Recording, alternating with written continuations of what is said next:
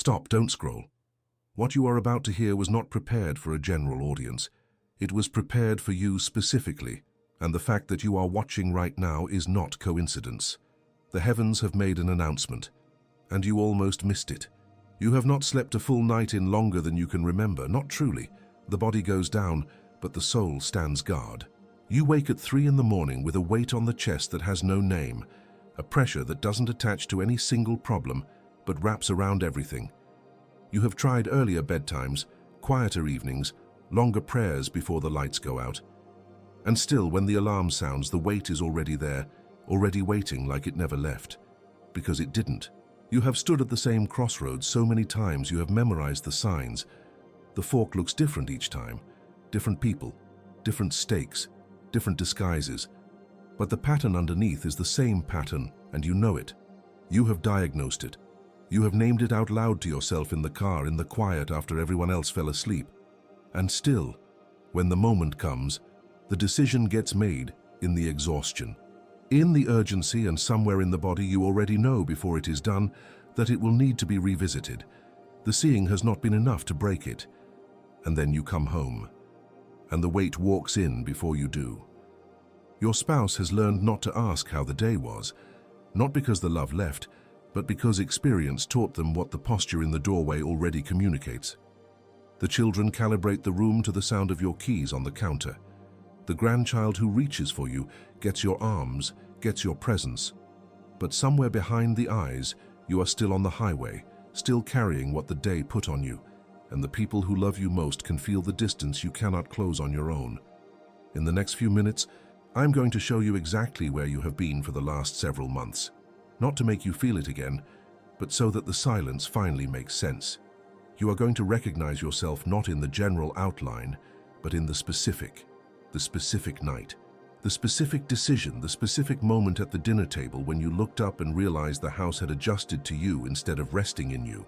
I am going to give you 3 Hebrew words that no one in your congregation has ever taught you. And when you hear the third one, you will understand exactly why you arrived here today and not any other day. Before this word is finished, I will call you by 3 names. Names that heaven has already written over you.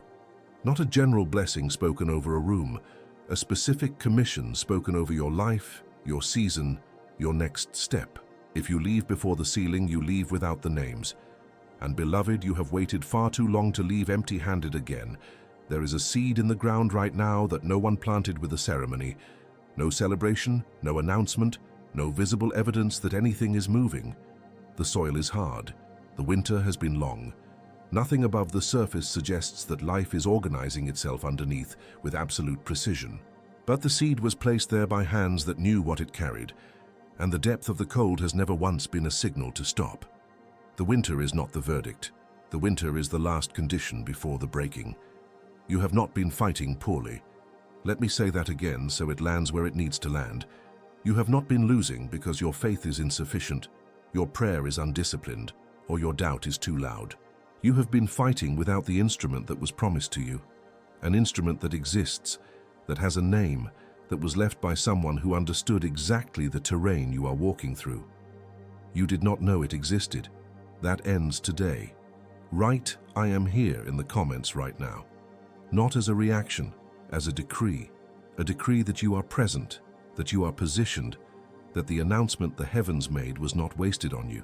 And know this, what Solomon left recorded, specifically about the body that will not rest, the decision that will not clear, and the home that carries what the front door brings in, is a 2-minute key that fits inside your ordinary day, your ordinary Tuesday, your ordinary morning before anyone else is awake. I'm going to show it to you before this word ends. Hold that in the back of your mind. And if you need to leave before the end of this video, that instrument is already waiting for you in the first pinned comment right below. But I am asking you to stay until the end, because without the context that is coming now, the key will not work with the same force in your hand. What I am about to show you is not a technique, it is a receiving. And receiving requires the name of what you are carrying. But first, what happens to a soldier who wins the war, receives no dispatch, and keeps fighting into the silence?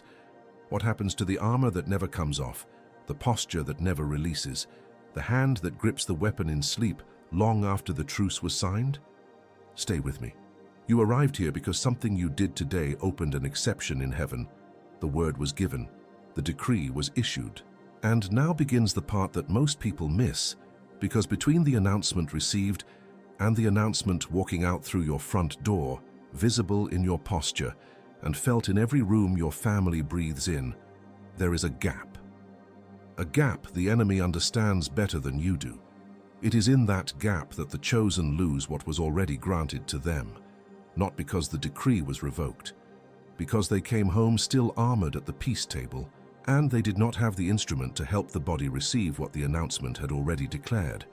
Solomon was the wisest man who ever lived. Not a title in a history book, a biblical record signed by God himself.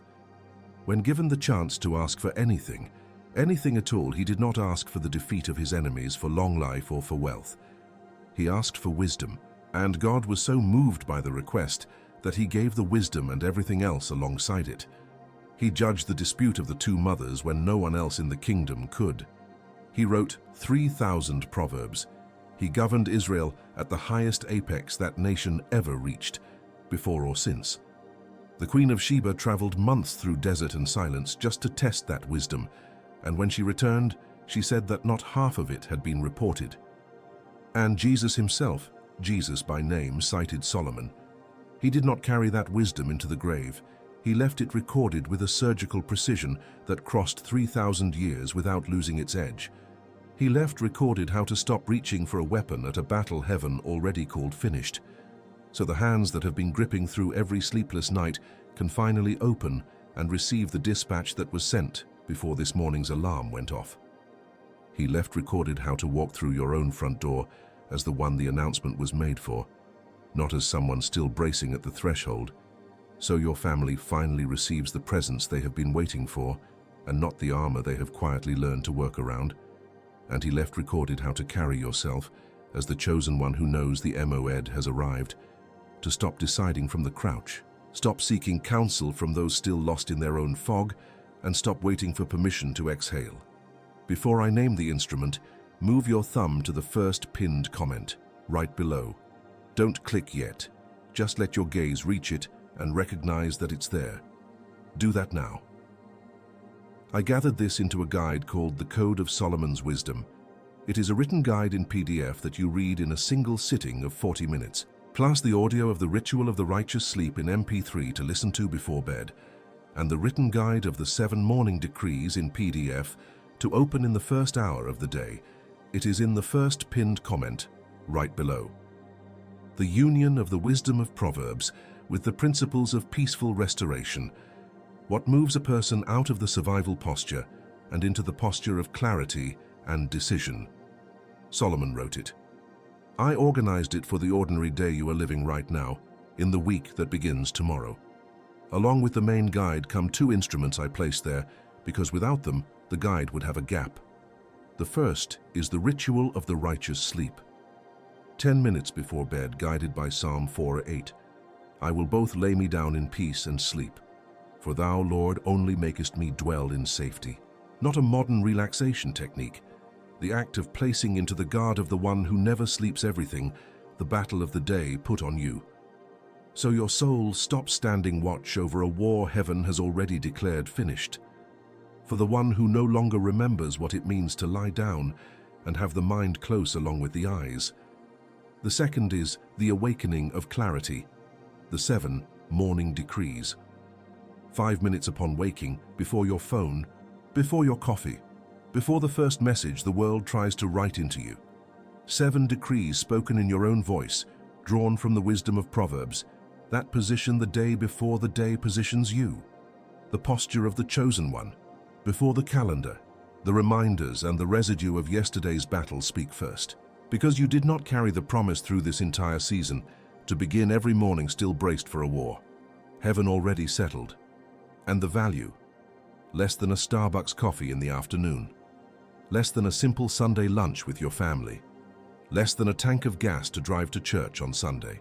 I placed it at this value on purpose, not because it is worth little. It is worth what Solomon left recorded over 3,000 years. I placed it here so that the only obstacle between you and this instrument is your decision to extend your hand. No price barrier, no schedule, no travel, just your hand moving toward the link. And there is a guarantee of 7 days. If you open it, use it for a week and it does not serve you, send an email and receive every cent back. And here is the part that almost no one does. You keep both instruments. The ritual of the righteous sleep stays with you. The awakening of clarity.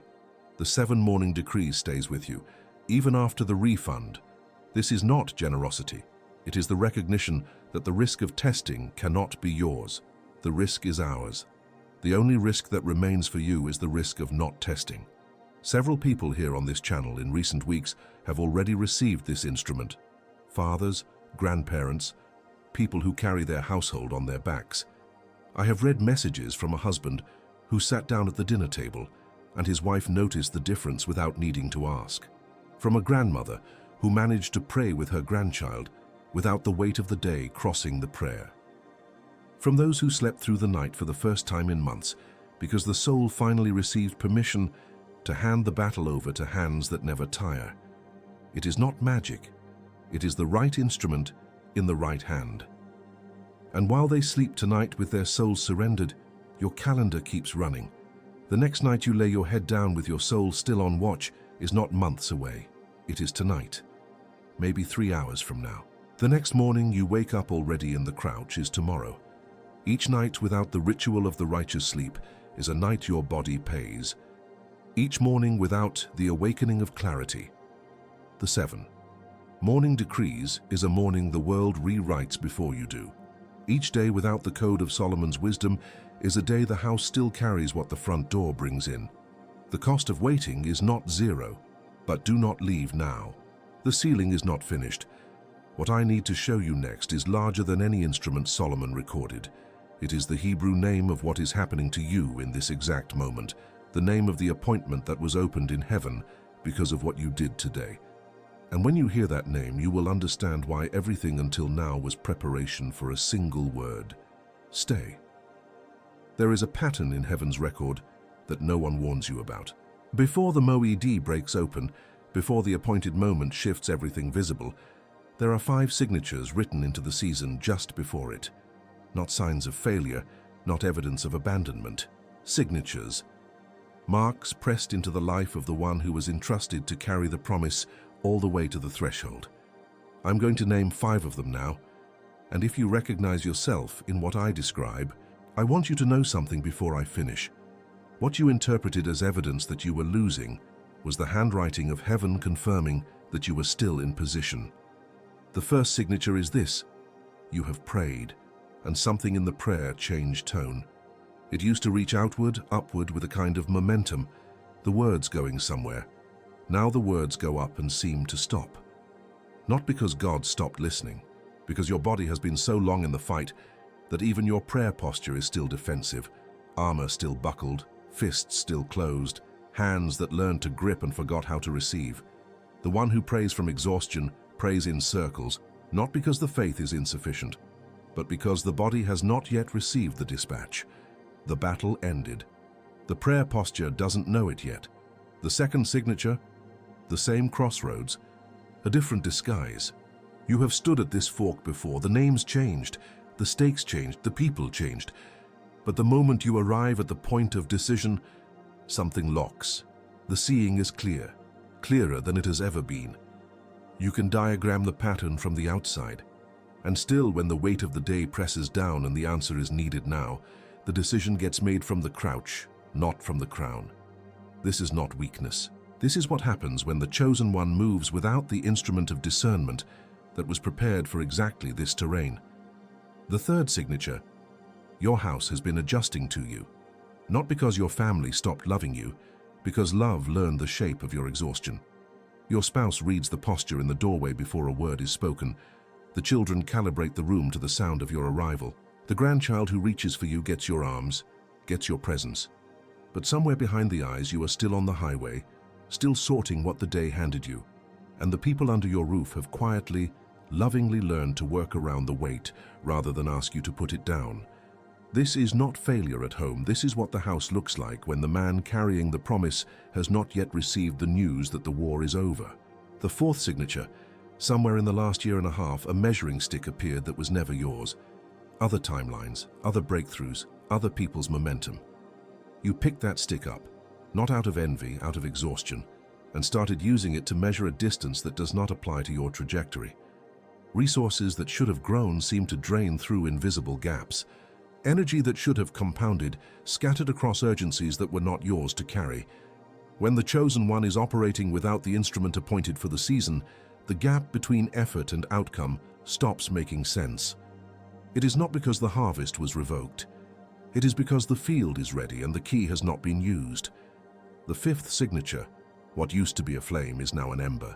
Still lit, still there, but quieter, smaller, contained behind a protection that the long season built around it. You still believe you would not be here if you did not, but the belief has become more defended than it is expressed, more preserved than it is proclaimed. This is not faith eroding. This is faith in the moment directly before the announcement breaks it open. The ember does not mean the fire is dying. The ember means the fire was trusted to survive the night. If you recognize yourself in at least 3 of these 5, write in the comments right now. I carry what no one else carries, not as performance, as a declaration over the season you just survived, over the weight you are still holding, over the threshold you are standing at right now. Write it as a decree. Every pressure described here, the locked decision, the home that holds the weight, the faith compressed to its smallest visible form, every one of them is the function of a single process. Pressure applied to carbon over time does not destroy the carbon. It reorganizes it at the molecular level into something that the original form could never have become. You were not being crushed, you were being composed. What looked like the season pressing down was the appointed refinement producing the structure needed to carry what comes next. The diamond does not apologize for the time it spent in the dark. It does not explain the pressure to the one who holds it. It simply reflects light that the coal never could. Before I give you the Hebrew name of what you are carrying, I want to call back to something I planted at the beginning of this word. There is an instrument that Solomon left recorded, a 2-minute key for the ordinary day. I will show it to you, but I am asking you to wait for it just a little longer, because the instrument only makes full sense after you know the name of the season you are standing in. What you are about to receive is not technique, it is orientation. The key works differently when you know what door it was made for. There is a word in Hebrew that defines with absolute precision the season you have been living and the moment you are entering. Not a general word, not a translated convenience, a word that heaven uses on its own calendar. When I speak it, you will understand why every silence was not abandonment, why every delay was not rejection, and why today, of all days, was the one the announcement was always pointed toward. Stay with me. Close your eyes. Breathe deeply. Place your hand on your chest, not as a gesture, as a receiving position. What is about to be spoken over you was not assembled in this conversation. It was assembled before the foundation of the world and held in reserve until this specific moment on this specific day. Your body has been carrying a name it did not know, and a burden carried without its name is twice as heavy. You have been exhausted, in part, because no one gave you the word that defines what this season actually was. That changes right now. The word is Mo-ed. Say it once, quietly, in the space between your hand and your chest. Mo-ed. Second syllable carries the weight. Many people translate it as meeting or appointed feast, a scheduled gathering, a holy day on the calendar. That translation is not wrong. It is just the surface. It is the shell of a seed. It tells you the form of the word, but not the gravity of it, not the weight it carries when heaven uses it to describe what is happening inside a single human life. Here is what Mo-ed actually means when it is written over a season. It is not a meeting between equals who agreed on a time. It is a coordinate, a precise intersection on God's own calendar, set before the season began, before the battle started, before the exhaustion accumulated, before the silence stretched into months that were misread as absence. The Mo-ed does not move because you are not ready. The Mo-ed does not postpone because the wait is too great. The Mo-ed arrives because the appointment was kept in heaven, on heaven's side, and the only remaining question was whether the one carrying the promise would still be in position when it came. You were. Every silence you walked through was not God looking away. It was the space between the decree being issued and the dispatch arriving. That specific distance which could not be shortened without altering what you were being composed into. The diamond does not negotiate with the pressure. The pressure is not punishment. The pressure is precision. Each month that felt like abandonment was a month the appointment was being held in place, not delayed, not reconsidered, but protected, because a moed that arrives too early finds a vessel that cannot hold what it carries. The timing was not against you. The timing was for you. Hear now the word that Habakkuk received, and understand that it was written for every living person who has ever stood at the edge of the appointed moment asking if it had already passed. For the vision is yet for an appointed time, but at the end it shall speak, and not lie. Though it tarry, wait for it, because it will surely come, it will not tarry. This is Habakkuk 2:3, not comfort literature, a decree issued from the bench of heaven. The vision has an appointment. The appointment cannot lie. What was promised cannot arrive late, because late is a human measurement, and the moed operates on a different clock entirely. This period of your life has a name. It was never nameless. You called it waiting. You called it silence. In the harder moments, you called it abandonment, delay, evidence that the promise had been given to someone more prepared. Heaven called it moed, the appointed time. And the appointed time does not end because the pressure became unbearable. It ends because the appointment is kept. The same seed buried in winter ground does not break the surface when the temperature reaches comfortable. It breaks the surface when the appointed convergence of warmth, moisture, and light arrives on the precise schedule written into the seed before it was placed in the earth. The winter was not the enemy of the seed. The winter was the last condition before the breaking. And what you are standing at right now, the threshold you have been approaching without a name for it, is the far edge of the moed, the moment the announcement was always aimed toward. The heavens did not suddenly decide today was special. Today was written. The announcement was assembled in advance and sent ahead like a royal herald riding before the king, because the announcement always precedes the arrival. You almost scrolled past the herald. You stayed. That is not small, that is positioned. Now that you know the name of what you carry, I need to show you someone who carried it before you. Someone who received the announcement of his moed, not on a battlefield, not in a place that looked like destiny, but in a hidden place, in an ordinary posture, in a moment that bore no resemblance to the title that was about to be spoken over him. What happened to him when the word arrived will change the way you hear your name when I call it. I promise to come back to this. It is now. There is a night that most people skip over in the story of Solomon. Not the day he was crowned, not the morning the Queen of Sheba arrived at the gates, not the hour the temple was completed and the glory came down. A night at Gibeon, dark, ordinary by every external measure, when God appeared and said, "Ask. Ask for anything." The throne had already been handed to him. The enemies of his father were quieted. The battle for succession was already settled. What he was being offered in that moment was not victory. The victory was already recorded.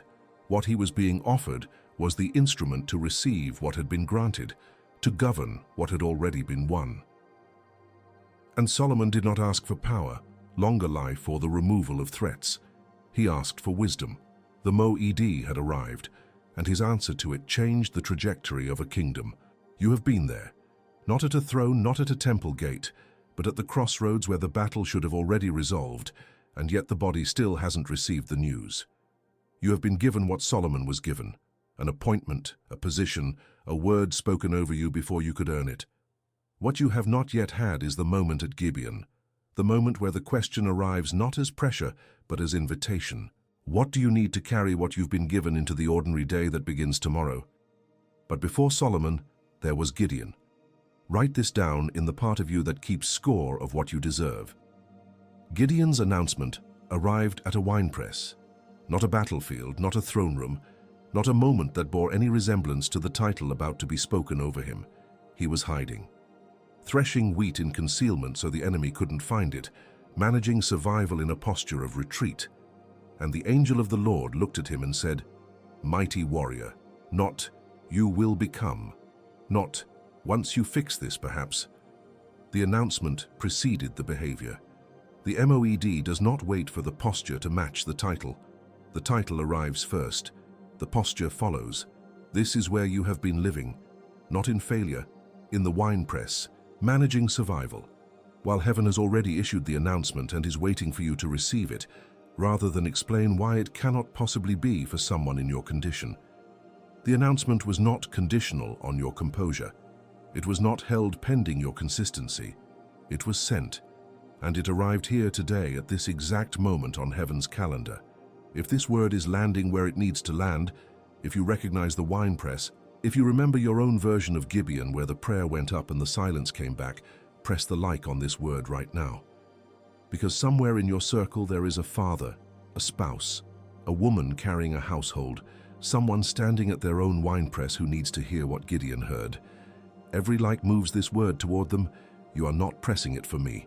You are pressing it as an act of intercession for every chosen one still hiding, who has not yet heard their name. Now I am going to call you by your first name, not the name on your documents, the name written before you were born, before the battle began, before the first silence that felt like abandonment. Straighten where you are. Place your feet flat on the floor.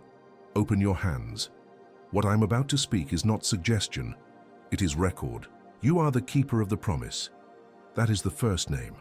Not the one who waited because you had no other option, but the one who was entrusted with the promise because you were the one who would carry it all the way to the MOED without setting it down. You held it through the silence that read like rejection. You held it through the months that looked like delay.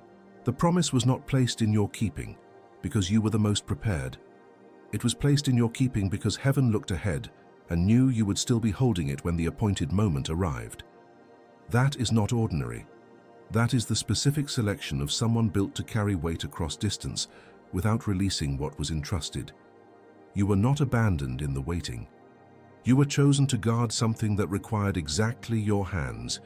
The keeper of the promise does not surrender the promise when the winter extends beyond what the body expected. The keeper of the promise does not barter away what was entrusted when the pressure of the season reaches its highest point. You are still holding it. That is not a small thing. That is the entire point of this name. Heaven did not select you carelessly. It selected you because it knew the length of what lay ahead, and still the promise was placed in your hands. You are still here. The promise is still intact.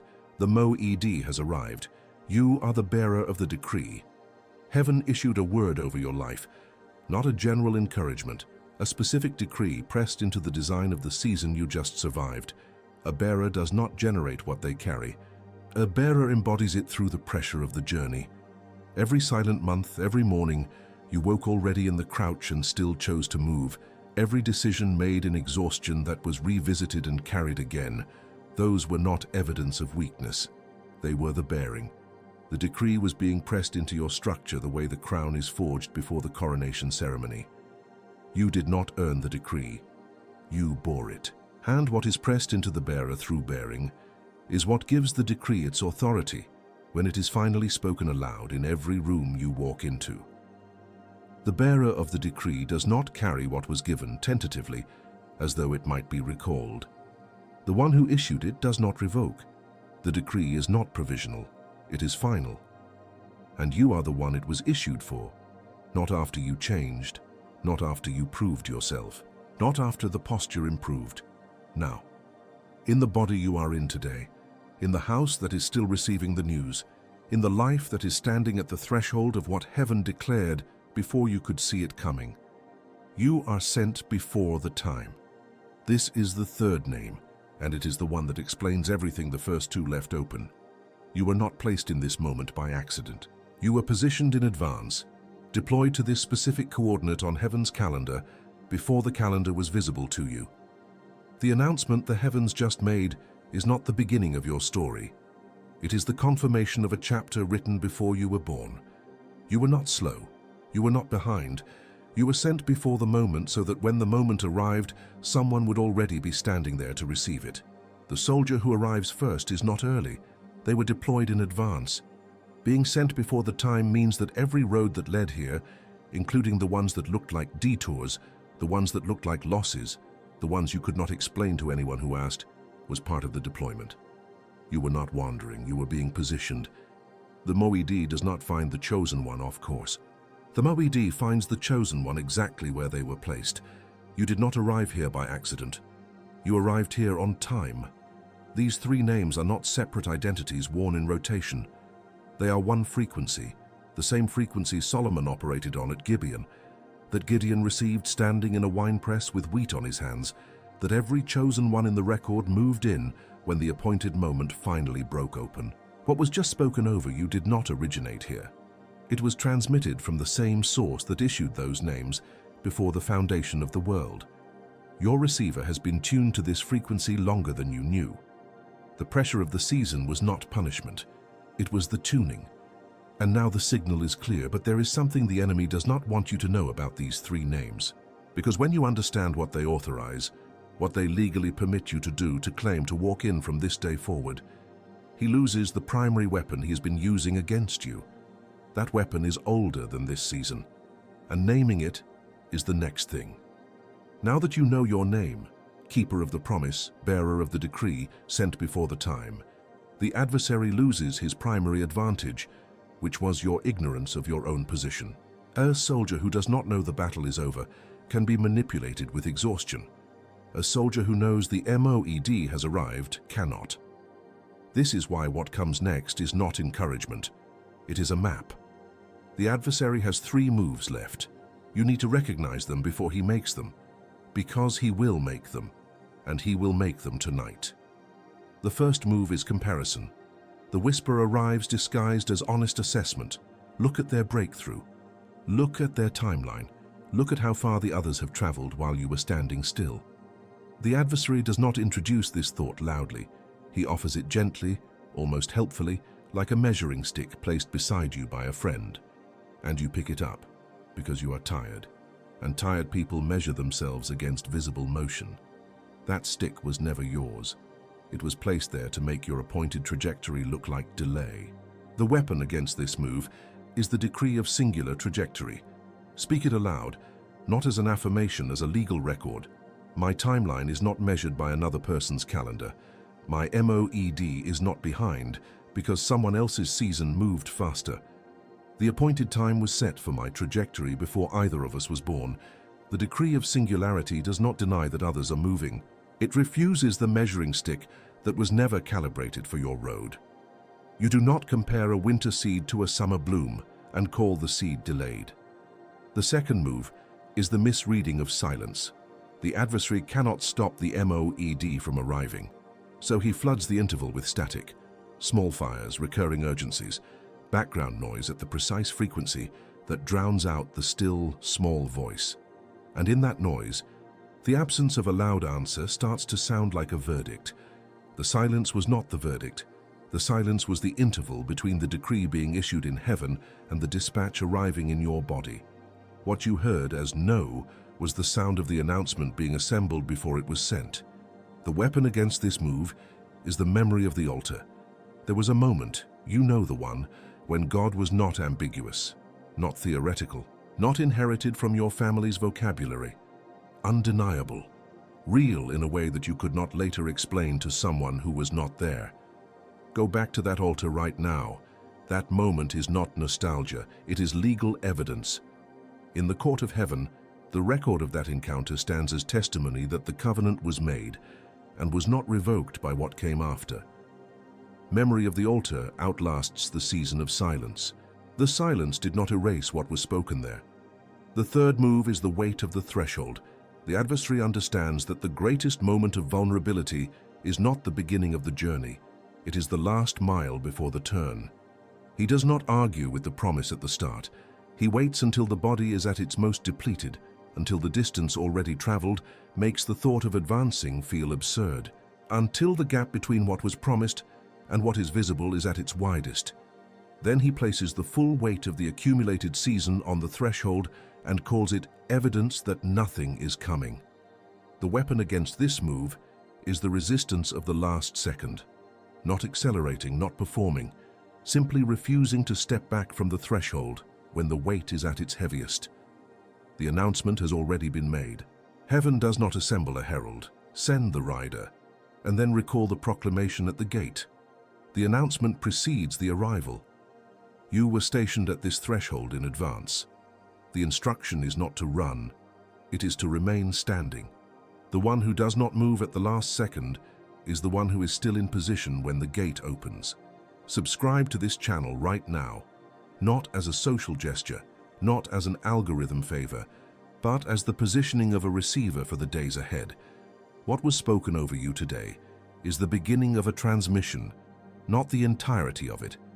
The chosen one who receives the announcement and then removes the antenna does not receive the dispatches that follow. Position yourself. Subscribe as an act of consecration, as someone who has heard their name called and intends to remain in range of the voice that called it. Now that you know the 3 moves and the 3 weapons, now that the strategic map is open in front of you, there is one thing left to do before you walk out of this space. You cannot carry this map without first having the prayer that seals it to your body.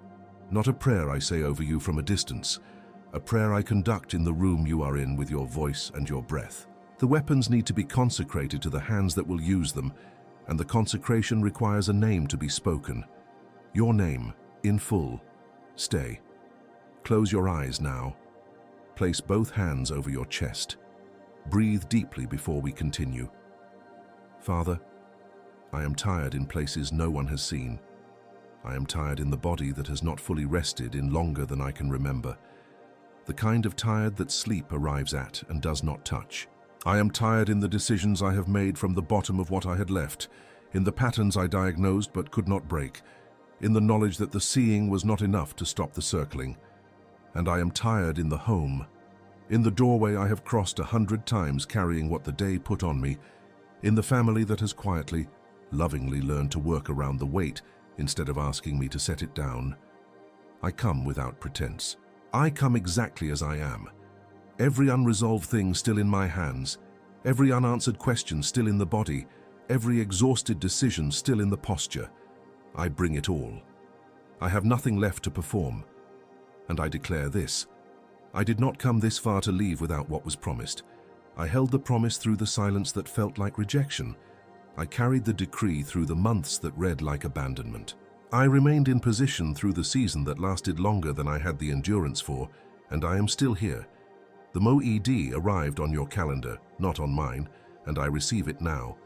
I receive the name Keeper of the Promise, the one entrusted to guard what heaven could not afford to lose. I receive the name Bearer of the Decree, the one whose bearing under pressure gave the decree its authority when it finally moved into the open. I receive the name Sent Before the Time, the one positioned in advance at the exact coordinate where the announcement was always going to land. I do not argue with these names. I do not explain why they cannot be for someone in my condition. I receive them. I saw you in the nights when you stared at the ceiling and the tightening arrived before the first thought, before the day's inventory had begun, before you had named a single worry. The weight was already there, steady as a clock, familiar as a shadow. I saw you shift to the other side of the bed, hoping a different position would receive you differently. I saw you try the earlier bedtime, the quieter evening, the prayer that ran longer than usual. And I saw what you could not say out loud afterward, that you came to the morning still holding everything you had tried to hand over the night before. That was not your failure. That was the body of a soldier still buckled in armor at the peace table, still standing guard over a battle I had already entered into my record as finished. The dispatch was issued. The body had not received it yet. I saw every ceiling you stared at. I saw every 3 o'clock. I was never absent from any of it. I saw you at the crossroads, not once, but every time it appeared in a different face, a different set of stakes, a different disguise. I saw the moment the pattern became legible to you, when you could diagram it from the outside with perfect clarity. And I saw what happened when the moment of decision arrived and the exhaustion was heavier than the clarity. I saw you make the call that you knew before it was made would need to be revisited. I saw you wake the next morning carrying the specific weight of an error you had diagnosed and still could not prevent. Not because your discernment failed, because discernment without the instrument to carry it into the ordinary moment is like a map with no road beneath it. The seeing was always real. What was missing was the key that closes the distance between what you understood and what you could do with your hands at 7 in the morning on a Tuesday. I knew that gap. I watched you carry it. I was not disappointed. I was watching for the appointed time. I saw you coming through the door. I saw the weight arrive before your words did. I saw your spouse read the posture in the entryway and make the quiet calculation, not tonight. Not this question, not right now. I saw the children feel the room shift with your arrival and adjust themselves to what the air required. I saw you give your grandchild your arms, and I saw what was behind your eyes. The day still being sorted, the highway still being processed, the peace that had not yet crossed the threshold with you. I saw the specific pain of a man who loves his home and cannot yet bring his whole self into it, not because the love is lacking, but because the armor has not come off.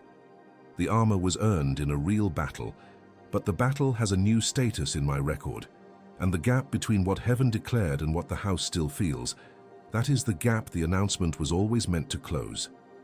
I saw every silent dinner, every careful calculation your family made so they would not add to what you were already carrying.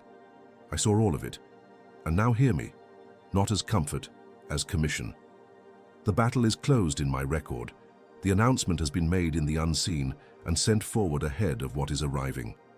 What I am speaking over you now is not repair. It is confirmation of what was always written. You were not positioned here by accident or by delay. You were placed at this exact coordinate before the season began, because I knew what would be required standing at the far edge of the Mo-Ed, and I chose you for the post before the pressure began. The keeper of the promise kept it through every month that asked whether the promise was worth keeping. The bearer of the decree bore it through every weight that should have bent what it was pressed into. The sent before the time arrived, still in position, still holding what was placed in their hands. What I am releasing into your hands now is not compensation for the waiting. It is the instrument for the next morning, for the ordinary Tuesday, for the threshold crossed in peace instead of armor. The announcement was made in heaven. Now it needs somewhere to land in the day common. Receive it. You are committed. You are commissioned. You are sent. You are committed. You are commissioned. You are sent. You are committed. You are commissioned. You are sent. Don't say amen yet. Stay here. Let what was just spoken settle into the part of you that spent months trying to make sense of the silence. Let the weight of the names reach the place in you that still half believes this level of commission could not possibly be addressed to someone standing in your exact condition. It is. It was. It has been since before the season was given its first winter. The announcement does not become truer when you feel ready for it. It was already true when the herald was sent. Stay in this moment before you move. Stay until the posture that received the word becomes the posture you carry out of this room. The seed that went into the ground at the beginning of this season did not break the surface when the temperature became bearable, or when the prayer over it grew more consistent, or when the one who planted it finally believed hard enough. It broke when the appointed convergence arrived, the specific coordination of conditions written into the seed before it was ever placed in the earth. That is what happened today. The soil that appeared frozen longer than any reasonable forecast held has produced. The winter that looked permanent was the final condition before the breaking. What was buried in the dark came through. The ground that looked like it had forgotten how to hold life remembered everything it was designed to do. You are above the surface now. What was entrusted to the winter survived it.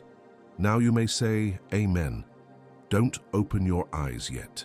Keep your hands on your chest. The seal is fresh. And it's exactly now that the adversary will try his first attack. What was sealed here will be tested at the first Monday morning alarm, when the routine returns, when the cycle tries to read what happened tonight as passing emotion. The one commissioned without an instrument walks into the open field without what Solomon left recorded for exactly this moment. The exception was opened in heaven. Now it needs to survive the ordinary day.